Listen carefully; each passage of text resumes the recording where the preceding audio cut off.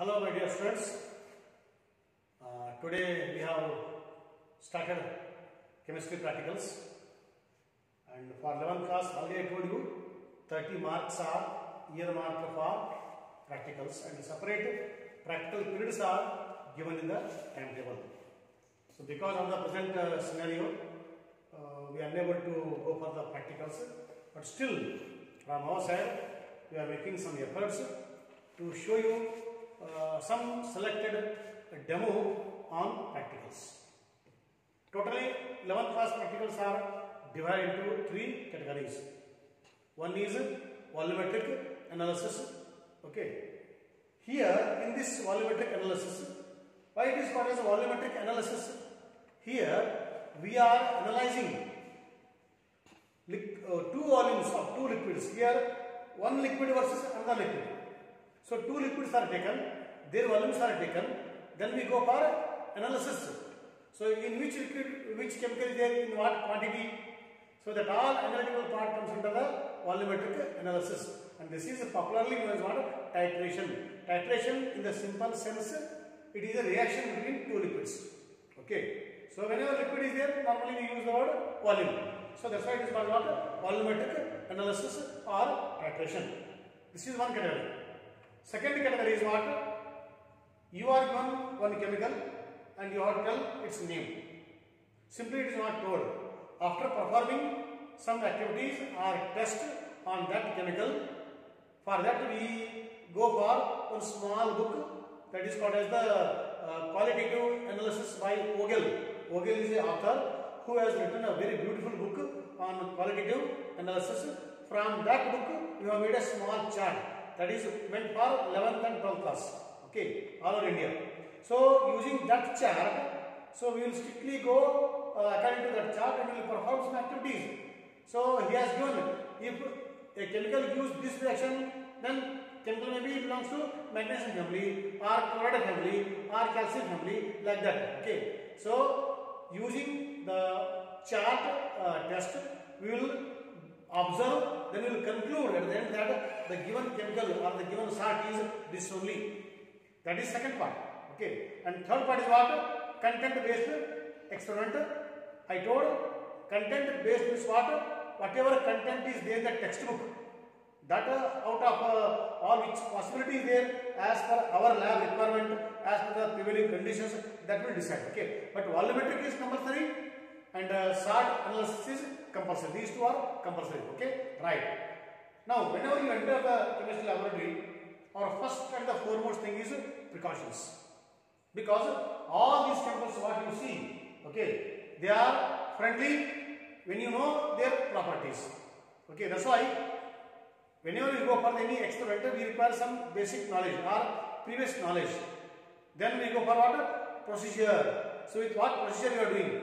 Okay. So afterwards, for that experiment, what all chemicals are required, what all apparatus are required, all these we keep ready. Then we go systematic way, that is called what? Conducting what? Practicals.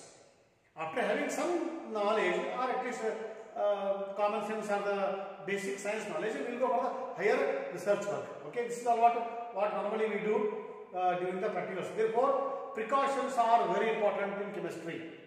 Whether it is a apparatus or a chemical. Chemical, it may damage us, whether it is skin wise or health wise or eye. Sometimes a chemical may spill out from the container on our hand or on our eyes. So definitely we will lose our eyesight. Therefore, in chemistry, let us not take any risk. Okay. But if you know the property, then you will handle carefully. Therefore, kindly know the property or at least handle them carefully if you don't know the property. So be careful. So all these precautions you have taken in the chemistry laboratory. Okay. And second is what? Second is whenever you want to start the practical, so what all apparatus we require, those we have to wash. Because whenever I start any practical, I require some apparatus. Whether apparatus is washed or not properly, or even after washing also, after 1 week gap, dust particles might have, or some other chemicals, maybe sometimes it may fall now in the chemistry laboratory, because this laboratory is not meant for only one person or one particular class. It is meant for everyone. Therefore, whenever we start a practical, before starting a practical, first wash all our apparatus. Okay, right. Now today I have washed all the apparatus. Okay, so I have taken the help of my friend. So then now he has kept everything ready. Now today we are going to start the first demo for the 11th class chemistry practicals. That is known as what? Volumetric analysis. And in the volumetric analysis, it is divided into two categories. One is what? Acid-base titration. Other one is redox titration. Acid-base is kept for the 11th class and redox is kept for the 12th class. Okay, both are titrations. In the redox, we react OA with RA, whereas in the acid-base, we will make acid to react with the base. This is the only basic difference. Otherwise, it is a titration. So now this is called burette. In the burette, I have taken, this is a graduated burette. Here are some readings are there, marks are there. So its capacity is 50 ml. So I have taken exactly 50 ml base into this burette. Now in the conical flask, I have to take what? Acid. Okay. How much acid? It is 0.1 molarity. How to calculate? See, for this you should know the molecular formula of oxalic acid and its molar mass. Okay, so 1 mole of any substance in 1 liter of its solution is called 1 mole. Okay, 1 molarity. So using that technique, you can once you know the 1 molarity, you can convert to 0.1 molarity, 0.2 molarity. That in the first chapter only we have learned. Okay, in the chemistry, the first chapter only how to calculate molarity. It is known. It is the number of moles by volume in liters. So either you go by the formula method or you go by the traditional classical method, but exactly calculate 0.1 m. You prepare 0.1 m oxalic acid solution. For this, we have to weigh oxalic acid. That part we are avoiding. It will take a lot of time. Okay. So already I have weighed, dissolved, made ready. This is called 0.1 m oxalic acid, which is in the standard flask. The capacity of this flask is 100 ml. So in the 1 ml of solution, I have made 0.1 m oxalic acid solution. So this is 0.1 m oxalic acid. Now what is the molarity of this one? I don't know. That is today's calculation. Okay, today I am going to calculate what is the molarity of what? Sodium hydroxide. For this, I have to do all these titrations. So first what? First I am taking exactly 10 ml of what? Acid, oxalic acid. Then I will transfer it to the conical flask. This is called pipette. So this will give exactly 10 ml. Very highly calibrated standard apparatus. And it is made out of a special glass also. Okay. Therefore, I am taking for this, you have to suck actually, because 11th class we give training how to take out exactly 10 ml chemical. First what we do, we go for practice using the water, because suddenly if you suck, chemical may enter in our mouth, so it may react. So first we practice about water, then we go for the chemicals. But in the present condition, it is not possible. So directly I am taking water 10 ml from the standard flask. How you please see. Okay, and this is our forefinger. If you close the forefinger, liquid will not flow. Okay, when you open, it will flow due to the pressure factor. So that all I am doing. So now I am taking exactly 10 ml oxalic acid solution using the pipette. Please here. Here is the mark. Up to this mark, if you take, it is exactly 10 ml. What you do, you should take little extra. Then you close the pipette with 4 fingers. Only you leave it, and exactly 10 ml you take it. This technique you learn when you enter the laboratory afterwards. Okay, right.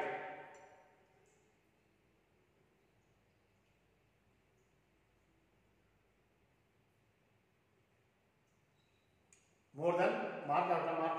So I am taking exactly. Okay. Yeah, little. Yeah, now it is exactly 10 ml. Okay. This 10 ml I am transferring into this conical flask. See here. Few drops are at the bottom. Okay, don't blow it. So just you tap the bottom slowly. These are all glass apparatus. Gentle care. Okay, always care is important. Okay, so gentle touch the bottom of the conical flask. So whatever few drops are there, everything will come out. That gives you exactly 10 ml. Ready? Okay. Now 10 ml I have taken. Now I am keeping below the burette for the reaction. Now, acid versus base titration measurement. Now, how to know that whatever I am adding base to the acid, whether it is reacting or not, or reaction is over or not? For this, what I do? I am using indicator. There are some acid-base indicators. They give a special color. Okay. So when the color change is there, then I will come to know that reaction is over. This is called phenolphthalein indicator. Okay. Phenolphthalein in the acid, it is colorless. When base is added, it will give pink color. Okay. Now by adding the phenolphthalein to the acid, the color is colorless. Now when I add a base, so when the base completely reacts to the acid, then extra base is there, no? That extra base will give pink color. That is the end point. That means reaction is over. Okay, so by changing the color, we will come to know reaction is over. Okay, right. So I am adding few drops of indicator so that to know whether reaction is over or not. Phenolphthalein indicator. Okay, right. Now see, adding phenolphthalein indicator, its color is what? Colorless. No color. Now I am keeping here. Now, how much is required to react to this 10 ml of oxalic acid? I don't know. Therefore, for this what you should do? 1 ml you leave shade. 1 ml shade. 1 ml shade. That means you will get an idea at what ml reaction completes. Suddenly don't leave everything. So 1 ml to 1 ml. Okay, right. So now I am adding exactly 1 ml. So I have to look here. From 0 to 1 ml. So please see on the burette how much ml you have added. So I am adding 1 ml only. So exactly 1 ml.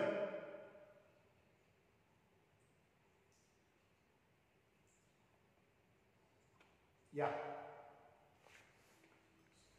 Okay. Don't waste any drop. Every drop is important here. Every drop is important. Okay. Right. No change. Again, second ml. Yeah. No reaction. It has reacted still, okay. No reaction. Now, third ml. Yeah. No color change. Only here it is happening, but here at this reaction mixture it has happened. Now I am adding 4th ml. 4th ml. No. 5th ml. No. 6th ml. No. How much will consume? That depends upon the strength, no? If acid is strong, it will have more base to react. So I have taken 0.1 ml or 0.1 ml of 10 ml of oxalic acid. How much energy is required, that will complete. Okay. So already 7 is added. Now 8 ml I am adding. No. 9 ml. No. 10 ml. No, still no. So it shows it is strong. 11 ml. No. 12 ml. Oh, came and went. Came and went. That means still I have to add base. 13th ml I am adding now. 13th ml. You have to shake for about 1 minute. Even after shaking also, if color remains, that means the reaction is over. Okay. So either you can shake on the soft surface like this, always gentle touch. All the glass apparatus, and we all know that glass apparatus are bound to break.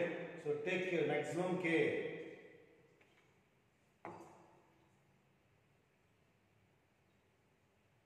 Yeah. That means for 12 ml there was no reaction, but for the 13th ml reaction is there. That means this is what this is reading agreed, but this reading is called as what? This reading is called as a pilot reading. What is pilot reading? Pilot reading will give us idea or the direction or the range. For example, for the minister's car, we have a pilot car in the front. Because minister driver don't know exactly where to go. He has to visit different area, no? So there is a pilot car which will give you the direction for the minister car. Here only function is there, this route you have to go. So like that, this is the pilot reading, means it has given us direction. For the 12th ml, no reaction. For 13th ml, reaction is there with what? Exact reading is there between 11 and between the 12 and 13. Whether it is exactly 13 only color change is there, or 12.9 is there, or 12.8, we don't know exactly. 12 no, 13th yes. So to check the exact reading, now I have to go for one more titration. Okay, right. Now I am pouring the reaction mixture. I am washing and keeping ready for the next water. Second titration.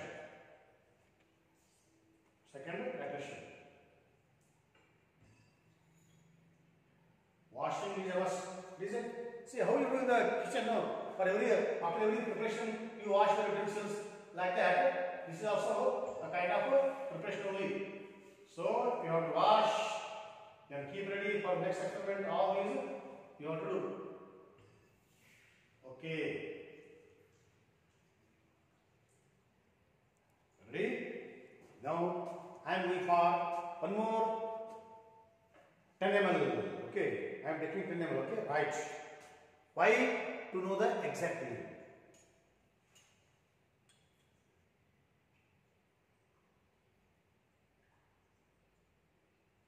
Stop with forefinger slowly. You leave the acid. Okay, that will come to know when you practice it. Okay, it comes only by practice.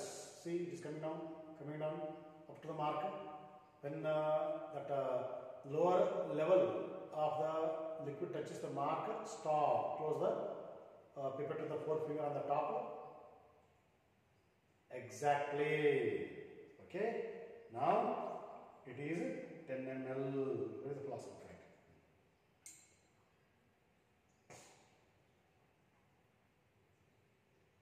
Right. Okay.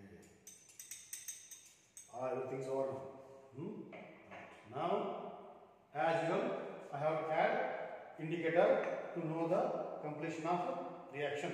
So I am adding few drops of phenolphthalein indicator, which is the best indicator for acid base. Okay, there are many indicators, but especially for the acid base, because its color is colorless in the acid, pink in the base. So very beautiful pink color you will get it. That's why it is preferred. Okay, and it will not react also. So it will not react to the reaction mixture. It will perform the role of what? To know whether the reaction is good or not. Okay, right. Now my reading is exactly 13. Okay. Now what you have done? Up to 12 no color change. Only 13 color change there. That means now what I came to that up to 12 ml no reaction. Therefore what I do from 13 till 12 I will straight away leave because I know because I have got direction now. So once the direction is known to me that up to 12 ml no reaction, so straight away I will use 12 ml.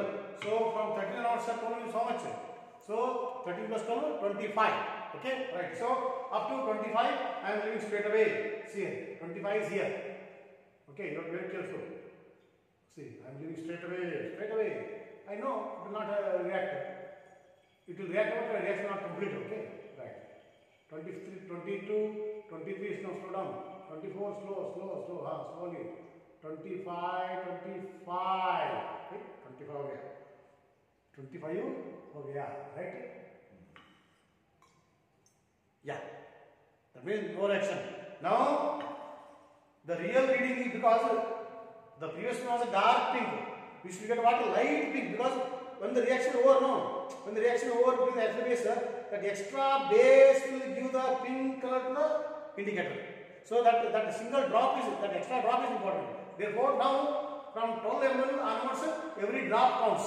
Therefore I should see where, not where, here. So one drop add and shade. Every drop counts. At what drop reaction? Because I know that real reading is lying between what? Between the 12 to 13. Whether exactly 13 or before 13, that to check all that. Every drop is important. Again one more drop, no reaction.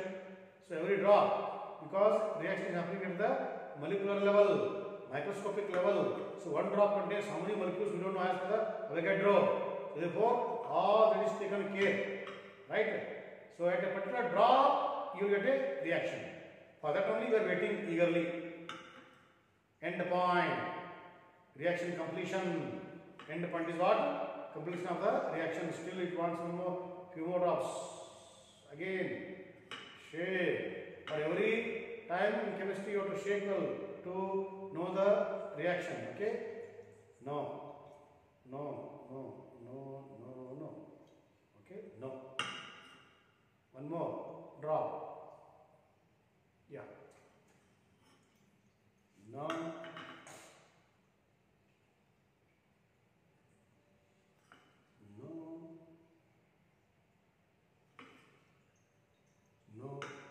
I think we are close to the end point because the color is disappearing slowly now. Slowly it is disappearing. Earlier it was going fastly. So slowly it is going, indicating that it is close to the water titration. Now still drops. One more, I think up to one. Now see. Yeah. I am shaking. Left clockwise and anti-clockwise. Color is not that much because I think this is the final drop. I feel this is the final drop of today's experiment. Yeah. Definitely yes. Definitely pink color. You can see the pink color. Okay. Light pink is that how much light pink you are, that much you are accurate. Remember, only color change. Okay. Right. See here. I think that the color disappeared. One more drop is required. One more drop. Okay. So just one drop. Yeah. I told final drop. Huh? This is final of finals. Okay. Now I am shaking left, right, and anti-clockwise. Pink color remains. This is the end point. Now I have to note down the reading. So 25 has stopped, you know. Right. So it is 26 exactly. That means 13 ml. 12 was the no reaction, but for 13 this is giving a reaction. Right, I was stopped at 13. So it is 1, 2, 3, 4, 5, 6, 7, 8, 9, 10, 11, 12. And this is the range. Okay. This is 25.9. 25.9 is the reading. Okay. Chalo. Now, after noting all these readings, we will go for what? Calculation. So now we will calculate the molarity of the base and how much base are dissolved in the 1 liter, so that that much molarity comes. That we will do. That's it. Okay. So we will wait for the calculation. Okay, boys. Now after conducting practical, we have noted the reading. How much base was required. So it was 12.9 ml of sodium hydroxide was required to react completely with 10 ml of 0.1 m oxalic acid. Okay. Now what is the molarity of NaOH? We will calculate here. Okay. Right. So this is the acid base titration. So acid which I have taken oxalic acid. Which base are taken? Sodium hydroxide. So this is oxalic acid versus sodium hydroxide. Now to prepare 0.1 m, I have gone for the old classical method. Okay. What is the molecular formula of oxalic acid? It is a COOH twice and 2H2O. So taking all that, 126 gram is the molar mass. Okay, right. If you dissolve 126 gram of oxalic acid in the 1 liter or 1000 ml, it gives 1 m as per the definition, molarity. Okay, 1 mole of a particular substance in 1 liter or 1000 ml of its solution is the 1 m. Okay. Now I don't want 1 m, I want 0.1 m. So I have to give one point here. When I am giving point here, so I have to take how much less? How much less? Point here, you transfer the point here. So it is 12.6 gram of oxalic acid required to make it 1000 ml solution. That is equal to what? 0.1 m. That means I have to dissolve, I have to weigh 12.6 gram of oxalic acid and I have to put in the 1000 ml capacity so that it becomes 0.1 ml, 1 m molarity. But every time For 1 pi, I have to do 1000 ml 1 liter. No, there are 16 tables here. So 16 to 1000, 16,000 good water I have to bring, filter water I have to bring. It's very difficult. This is what I do. Instead of making the 0.1 ml the 1000 ml, I will make the same strength in the 100 ml. Okay, so keeping 0.1 ml same strength, but I am reducing water amount of water required. So I will go for 100 ml because if I do 100 ml to 1 pi, I can manage alongside. Okay, therefore I am doing 0.1 ml in the 100 ml of its solution. For that, how much I have to take? Again, this is water. 100 means if you divide by 10, you get 100 here. In the same here also you divide by 10. So 12.6 by 10 equal to 1.26. So 1.26 I have to weigh. Then I have to dissolve in its 100 ml of solution. That is the 0.1 ml solution. That means this much amount of oxalic acid I have to weigh required. This I am avoided today. Okay, otherwise in the real practical you will weigh, you will dissolve and you will make it. It takes nearly 40 plus 40, 80 minutes or more than 80 minutes also. Therefore, excluding that part, directly I have weighed and made it to 0.1 m. So my strength, acid strength is 0.1 m. I have applied all this. And this is the reaction between oxalic acid and the sodium hydroxide to give sodium oxalate and water. This is a very famous acid base fused salt and the organic salt and the water. Okay, right. Now calculation part. Using the formula M1 V1 by N1 equal to M2 V2 by N2. This formula is taken directly from the molarity chapter of the first chapter of the 11th class. Okay, right. What is M1? This area, this part you fix for the acid. This part you fix for the base. Okay, or you can take this as the base or this is up to you. Okay, so I have taken this for acid, this R is for the base. That means what? M1 is the molarity of the acid, V1 is the volume of the acid, N1 is the number of moles required in the balancing chemical equation of the acid. One more here. In the same way, molarity of base, volume of base, number of moles of base in the balancing chemical equation N equal to 2. Okay, 2 equal to 2. Right? So now, what I have to calculate here? Molarity of the acid, I know 0.1. Volume of the acid, I know 10 ml I have taken using the pipette. N1 from reaction, I know. So all these known. M2, molarity of the base, I don't know. V2, volume of the base, how much I have added today 12.9, that I know. N2, coefficient of water. Anyway, in the balancing chemical equation 2. So only I don't know this. Therefore, I am calculating what? M2. By cross multiplication, M2 equal to what? So here I am adding M1 0.1, V1 10 ml I have taken, N1 1, M2 I have to calculate, V2 12.9 I have added. Okay, now 2. Okay, so therefore M2 is equal to 0.1 into 10 into 2. Okay, by 12.9. 12.9. Okay, so therefore equal to now 10 to the 20 into 0.1 it is 2.0. So 2.0 by 12.9. If you simplify, so I am using calculator. Almost is helping me. So it is 2 by 12.9 equal to 0.155 equal to 0.155. This is the molarity of what? Sodium hydroxide. Once you know the molarity, how much you have dissolved, that you have to know. That is called what? Grams per liter. It is called what? Grams per liter. That is again the formula from the first chapter. It is molarity. Molarity into molar mass of a chemical water. You are calculating. It's molar mass. Okay, right. What is the molarity of the NaOH we are calculating today? It is 0.155 into molar mass of sodium hydroxide. It is 40. Okay, so 40 into 0.155 equal to I am taking the value. It is 6.2. 6.2 gram. This means what? This means 6.2 gram I have taken and dissolved in 1 liter of its solution. Okay, so that 0.155 m was made. That is made by us, either by me or by my friend. It will be done, and that will be given to you in the examination. So you are asked to calculate molarity. That reading, standard reading you will be knowing, we will not tell.